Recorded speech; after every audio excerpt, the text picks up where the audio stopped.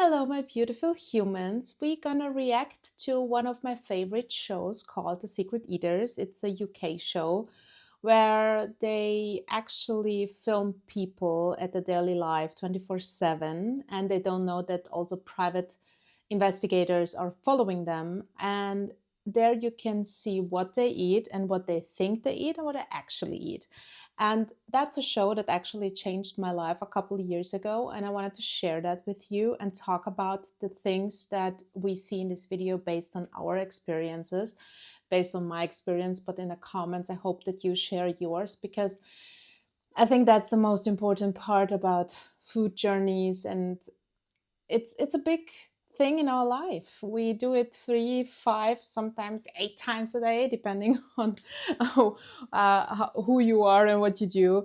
I sometimes eat 10 times a day, sometimes I don't eat at all. So it takes a lot of time in my life and a lot of space thinking about food, thinking about food, also what is good for my health, what is good for my mental health, for my physical health, experiencing different kind of lifestyle changes that comes with food. For example, when I was vegan, I was always totally into yoga and meditation. Now when I switched to carnivore, I was more into supporting the local farmers and having a little bit more of a different kind of opinions in various parts of life. Let's say it like that. So with the lifestyle, with the food change also comes a lifestyle change. So, but I wanted to talk about this show called The Secret Eaters with you guys, because it's totally cool that I realized I am a damn secret eater. That was at a time when I was just constantly snacking, grabbing stuff, eating, but every bite can have a lot of calories if you combine it. So we're gonna just watch it and we're gonna talk about it, okay? Let's start. Would assume that we must fry everything in lard and that we're constantly eating takeaways, fish and chips, but really it's a different story. We never use butter, we rarely have a fry up. We try not to have takeaways, eat out, that kind of thing. Kate works in the weight loss industry, which adds to her frustration. Was Kate, she's 26. So it's funny that she's saying, we don't use a lot of butter. We don't fry all the things that we are eating. We actually try to eat healthy. We don't go to eat out. I can tell you from my own experience that when I ate my healthiest, so I was eating real healthy foods, all the salads, all the vegetables, all the fruits, very little fruits because of the sugar. It was a little bit of nuts, and all these kind of things that are good for your body, which people tell you are good for your body. But at that point, I overate on calories. Even I was constantly starving because of the portions. For example, when you have nuts, just a handful of nuts has a ton of calories, and that's the problem, because who is satisfied with just a handful of nuts? And that's basically why people who think sometimes also they're eating healthy, they're overeating on calories. This is my personal experience that I had from that. And I can tell you, when I started just counting calories at some point to see what I'm actually eating, it helped me a lot just to understand my basic foods and what it means to have just a small portion of it, or just a full portion of it, or just a difference between one little teaspoon more that can have a ton of calories when you're eating like various foods. So I wouldn't have recognised you there. I don't recognise myself. You work for a diet company and you're eating all of the healthy food and you know exactly what to do. Yeah, a strong percentage of the time I'm eating well. There's vegetables, there's fruits. Yeah, the diet itself is generally, It's good. It's good. With what I'm doing, I don't think I should be as massive as I am. We see one of the biggest problems that a lot of people have. They've been a certain kind of way and then they started gaining weight, and they are completely sure of it that their diet is healthy and it shouldn't be that amount of calories or weight they're putting on just because of their diets. This is in 99% of the cases, this is just wrong. Calories do matter. It depends. All the carnivores gonna be, no, it doesn't matter. True, but only if it's just meat. I can't explain it, and it doesn't even matter, but it's the truth. If you just have meat, like meat, and eat like that, I was eating up to 3,000 to 6,000 calories, and I was losing weight like crazy. And I was eating butter every day, like a whole big pile of butter and whole big steaks. So I was losing weight by eating more, but it was just when I was only eating meat and butter. If I add something like milk, cheese, or anything else animal-based, I was having a plateau. I wasn't gaining weight, but I had a plateau. And as soon as I add carbs, I'm starting to gain weight. So this is my body type. This is how my body works. It doesn't mean that the same thing that I'm doing works for you or for somebody else. And this is one of the most important things. It depends on what your life is, what you have in your life that is easy for you to go with. If you hate meat like I do, carnivore sucks. I'm sorry, it does. This whole, oh my God, I'm feeling so much better. It doesn't work. I hate meat so much, and my meat aversion was just going through the roof because I started with a meat aversion because I just didn't like meat. And I was vegan not because of my beliefs. I was vegan because I hated meat. And to have phases where I loved meat, it's great. And I have some phases where I, again, am craving even liver, which I actually hate. But most of the time, I really don't like the consistency. I don't like any kind of meat. Believe me, I tried everything in the book, and I know so many carnivore people, and I tried all the tips, but I had a certain kind of point where I was just disgusted. So it's going up and down with that. So I totally understand why people say, I can't do it. It's too much. I can't do it with the meat part. So I do understand that. And don't feel bad. You have to implement foods and stuff that works for you in the end, and try to do your best in the end. Okay, so let's just move on with the show and talk a little bit more about dieting. I need you to promise me that you're not going to change your eating habits this week, because I really do want to see genuinely what you're eating. With the surveillance cameras rolling for the next 5 days and two top private investigators, Cameron Gowlett and Duncan Mee, poised to track them wherever they go, we'll see if Kate and Daryl are secret eaters. Are they hiding the truth about what they eat from each other and themselves? To get an idea of what they think they eat, we asked Kate and Daryl to complete a food diary for a week. Kate recorded eating about 2,000 calories a day and said she eats fresh fruit and vegetables. So one of the biggest schemes of all time, it's a scheme that we are doing to ourselves. It's the what I think I'm eating and what I'm actually eating in the end, because it's a big difference most of the time. When I started watching this and I was taking care of my food and I was trying to, write it down what I'm eating, I started forgetting after 2 or 3 hours what I already ate. So I was like, oh, damn it, what did I eat actually? Even the big meals, I totally forgot. So then in the evening, I was writing it down, and then suddenly I was waking up in the middle of the night and I was like, oh my God, I had this bar and I had this piece of cake or whatever. So I actually forgot a big piece of things that I was eating. So I started using a food calculator for calories, and I made it a habit for just 2 days to track every bite I was eating. When I took out the milk out of the fridge, I was actually trying to weigh it, or just to see, or just to put it in exactly how much I was, not just approximately. I was trying to have the exact amount, because 1 tablespoon of something can make the biggest difference in calories. So this is something you're going to see in the show. It's just going to be completely different. 2,000 calories is already normal, but if you want to lose weight, it's too much. So you have to be at a calorie deficit. Normally you're 1,200, 1,500, depending, as a woman. And that's the biggest problem, because believe me, I was just starving. I was constantly starving when I was eating in a calorie deficit, when I was eating 1,200, 1,700, 1,500 calories, but I was just constantly starving and constantly thinking about food and constantly thinking about counting calories. This is why sometimes big changes which make your life easier are so important or easy to handle.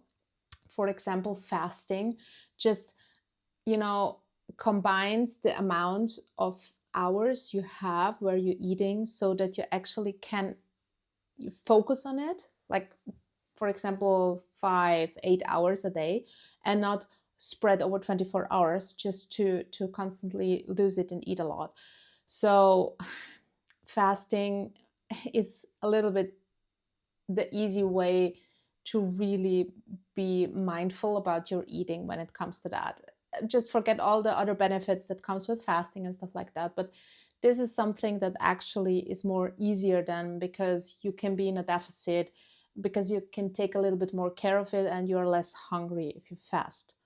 But fasting, I can tell you that from a lot of experience with a lot of people, it works amazing. If you can stay like that forever and just eat, 8 hours, 6 hours, 2 days, don't eat 2 days, whatever fasting method you're doing, it works amazing. Of course it does. But the problem is, if you stop doing the things, then this is a big problem. And we're gonna talk about this in another video, because a ketogenic diet, keto, carnivore, ketovore, is one of the most dangerous things you can do to your body next to fasting if you cannot stay on these kind of diets. It can really ruin your heart. It can ruin your weight. You can have a yo-yo effect, like heavily going up. Happened to me many times, believe me. So I'm very aware of that, what I'm doing to my body. But this heart thing is one of the biggest things that people really forget to talk about. So if you're not able to stay in a ketogenic diet, you're gonna have a big, big health problem, probably. Not all of it, but a lot of people have it. This is why every health advocate tries to bring you to kind of moderate your food and eat healthy ways and eat everything, but eat like a little bit of everything, these kind of things, because knowing people is that restriction in any kind of way is very, very hard to do, especially when something very bad happens in your life. For me, it was my surgery, death in a family, horrible stuff at work happening, and my life was just breaking down. So this is why at that moment I wasn't carnivore anymore. I couldn't do the ketogenic diet anymore. I was just done with everything in my life. I tried to focus and function. And you cannot control the things that happen to you in that amount. You just can't. And a lot of people also who base their diets on sport, or a lot of sport, are doing the biggest mistake ever. They're eating normal, they're doing sport, so they can, still eat normal or eat more. But as soon as they have an injury, their weight is just jumping up. You're gonna see so many videos and so many shows, and we're gonna try to find some also to watch together, because it's a phenomenon that I saw now on so many shows, and with influencers, with friends, with family, with people in a carnivore world, and even other parts of the diet that I was experiencing.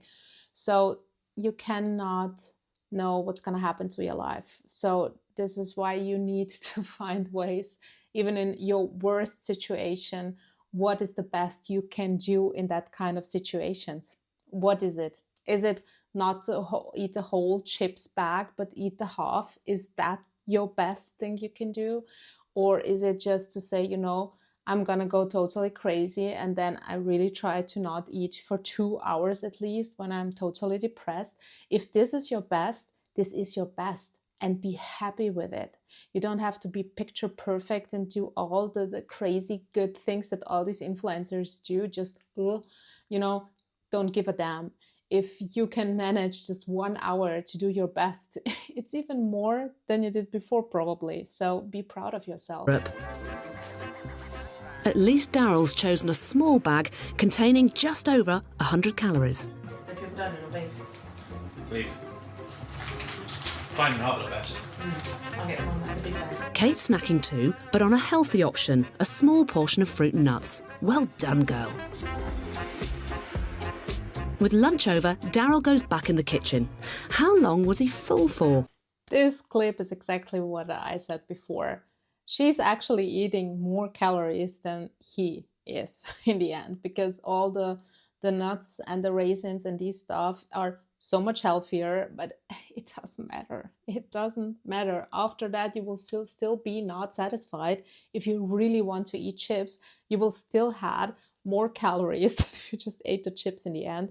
And yes, if you have the natural ways, it's better for you than to have the highly processed food. But if you are a person that is not on the strong-minded side, that can really, keep it up and do this all the time and it's no problem, then it's better to eat the damn chips in the end and just take the less calories and then try to focus on healthy foods. But if it's what you really want, then to eat nuts and raisins and these kind of things and just overeat on calories. So yeah, I think that's a little bit of a controversial opinion, but I went through it. I went through it a lot.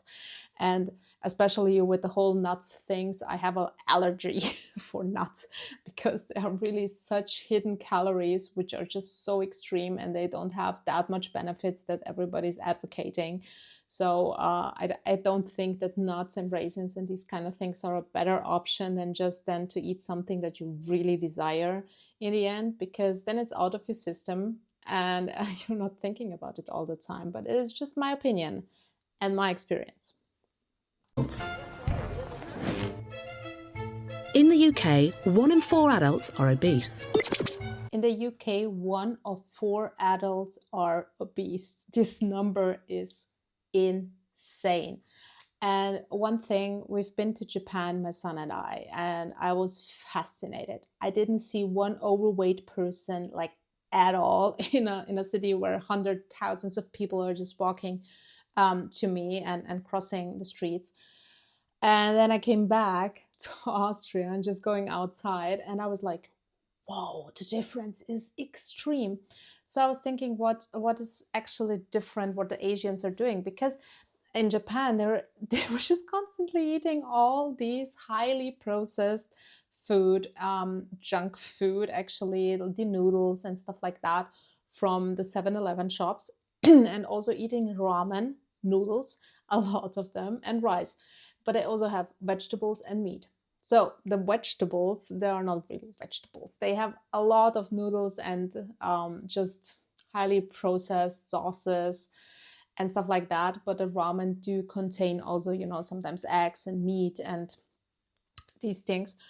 But it's not in that amount that you would say, especially the carnivores. How do you explain that? How do you explain that these people are looking amazing? Their skin is amazing. It's not only the makeup part, but just in overall, when I was in Japan, it was like healthy skin, thin looking people. They looked happy and okay, sometimes I'm just realizing, is it really about the food? Is it? Because one thing that the Japanese people said is that in their culture, being fat is something inappropriate. It's not okay to be overweight. You have to be thin. They're also having some challenges in restaurant. If you're that thin, if you can cross these paths because you're that thin, you're going to have a discount on your food and stuff like that. So they're having a completely different mentality, mindset when it comes to weight in general, and maybe how often they eat, or they overall DNA. I don't know. I know the statistics, but to be honest, do we really know what in the end is this kind of a big of a difference between people in the UK? I was in the Isle of Wight. I did believe me, I didn't see the difference from the eating part that much than I was seeing in Japan, just watching the locals and how they eat. Like, it's in the UK, it's a little bit more fried maybe, but still it's the same in Japan. They also have a lot of fried chicken and stuff, and they're eating it. So I didn't really see that big of a difference just being outside. And if you are in the homes, it's a different kind of story. You see it now here. They're eating a lot of fried stuff and a lot of takeouts. And the Japanese are more of they cook more. But also not true. They're eating out constantly. But yeah, I don't know. We were watching a sumo show in Japan also, and they said that the sumo ringers do eat twice a day only, but they eat each meal 10,000 calories. And I asked them, how do you still be healthy and that heavy, but also that kind of sporty? They are extremely, they're doing the squats, you know, and they can do it for a very long time. So they're training the whole day. They're eating twice a day. They're eating 10,000 calories in each meal, and they're getting fatter. How do you get fatter when you train the whole day and eat twice a day? And the only thing they're eating, what they said they're eating, it's ramen, which contains a lot of noodles, a lot of vegetables, a lot of meat and stuff like that. It's very healthy, balanced food, so they stay healthy, but still have the amount of calories to put the weight on, which is very fascinating to have also this kind of variety, to understand how culture works and where's the difference between the cultures. So, you know, having every fourth adult in the UK being obese, and then being in Japan and seeing all these thin people, and then seeing the sumo ringers, which is their, you know, a really cool sport. It's fascinating. It's really fascinating. Come with me, guys. Kate, this is your side of the room. This is just a mere snapshot, a sample of some of the things we've caught you eating. Okay. Daryl, this is your side of the room. This is our surveillance board. We had you watched. We had you followed. I feel a bit sick. I just look like a big blancmange. There's a lot of meat, gravy and Yorkshire pudding too. But soon there's a lot less of it on the plate. We asked our expert dietitian, Lynn Garton, to dissect a similar dish to see where the hidden calories lie. It's just incredible. That's huge. I don't actually know where to start. There's over 1 kilo of food here. Onion, parsnips here, cauliflower, your cabbage. You've got your carrots. In total, around 140 calories from the veg. There is a similar weight of pork to the vegetables, but the meat is around 640 calories compared to the 140 calories in your vegetables. That piece of Yorkshire pudding is around 130 calories. With these roast potatoes, at this weight, it's around 300 calories. Apple and herb stuffing, but it's not just stuffing, apple sauce to it as well. And at this weight, this stuffing is around 75 calories. Another spoonful of apple sauce on the side, 25 calories. This sheer volume of food came in at around 1,400 calories. I didn't know whether to laugh or cry, really. Hadn't realised at all quite what I put away. Are just pouring massive portions of a roast with potatoes and vegetables and meat and gravy and everything. And the dietitian is now taking it apart and telling them how much calories it all had. And the reaction of Kate shows how people think. Yeah, it's a big portion, but it's a lot of vegetables. If you have a salad and you are pouring oil over it, it's not healthy anymore. It's even if it's olive oil, it's not healthy, because one little, I think it was tablespoon of olive oil is over 100 calories. And who puts just a little tablespoon or teaspoon, it doesn't even matter, tablespoon of oil on the salad? You're using it like this. And this is most of the time When I did it the first time, it was 6, 7 tablespoons, oh my God, tablespoons of oil that I was pouring on it, just in general doing like this. And that's over 700 to 800 calories just in oil that I was just pouring on my salad. And I was thinking, oh my God, I'm eating so healthy. And that's what I'm telling you. I was eating small portions of a salad. I was pouring 700 calories on oil on it. And then I was wondering why I'm not losing weight. And then I used even some nuts and just sprinkle it on it. Just a little bit, not a lot. Just a small salad with a little bit of nuts. And it had more calories than a whole pizza, which actually would have satisfied me in the end. And this is what I'm saying, you know, it's hard to find the right way if you didn't do a lot of different things and just experiment and try out. Don't focus on one thing, try out a lot of things, you know, realize what you're eating, try counting calories just to have a little bit of a feeling what you're doing. Try different kind of diets to see what you really like, what you don't like, what works for you, for your health. Do some blood work and try out if this is good for me, if this is not good for me, because in the end, your body is different than anybody else's. So only you, by just experience it and trying it out, you will know what actually works for you in the end. But it didn't stop there. Just 20 minutes later, Daryl brings out an apple pie.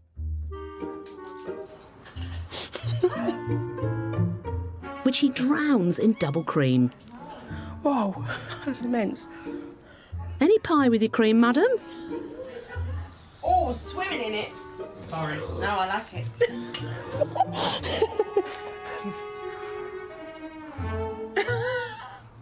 Oh my God. Let's just discuss the double cream, because looking at that, you were like, God, blimey, look at that. That's loads. And then on the film, when Daryl takes it, and you're like, swimming in it. He says, oh, I'm really sorry. You're like, no, I like it. In terms of that apple pie and double cream, how many calories were in the apple pie and how many calories in the double cream? Well, the apple pie was just a drop in the ocean. That was around 250 calories. That double cream that you used was 1,500 calories. 1,500 calories in this amount of double cream. I haven't got any excuses, so I'm not even going to bother. But I wouldn't have portioned it like that if I was... No, I wouldn't. If I was doing that, I wouldn't have put that... Go on. Just looking at that, just that small clip, has made me think that's what everyone else around me is seeing. And I don't want to be that. I just feel sick. Clips I want to show you, and then we're just going to end this video because it's getting too long. And then we're going to continue because seeing yourself like that, as I said, is it's shocking. And one of the biggest thing that I realized is eating in front of the TV. It's a very English kind of thing. It's with all the movies and people that I talk to, the English are doing it a lot. But also in my country, this is like happening a lot. We don't sit as a family and eat dinner. We eat in front of the TV because sometimes we just want to relax. After a hardcore day of work, talking to a lot of people, we don't want to talk with the family members. To be honest, we just want to, you know, turn off our heads, just have something to eat. But this is always the problem. It's something we know, but it's hard to change these kind of habits because I love eating in front of the TV. I love it. I know how stupid it is because I know that my brain doesn't realize what I'm actually eating because I'm just watching something and then I'm still hungry. And also one of the biggest problems that most people have, especially there, it's the boredom. The boredom is making them eat all day long, watching a lot of TV, eating more, snacking a lot. It comes to boredom in the end, because when I'm at work and I'm stressful, having a lot of stressful working hours, I don't even think about eating at all. I come home and I'm just, you know, want to grab quick something to eat and want to go to bed, and that's it. So when I then have a weekend like now, I'm just constantly thinking about food and eating and what I can do because I'm bored. And it's not like, oh, go outside and go do your sport, do that, do this. It's still boring. honestly, I think life sometimes is really, really boring. And sometimes my whole life is just about what should I eat next? You know, I don't know how you guys are feeling, but that's basically how I feel.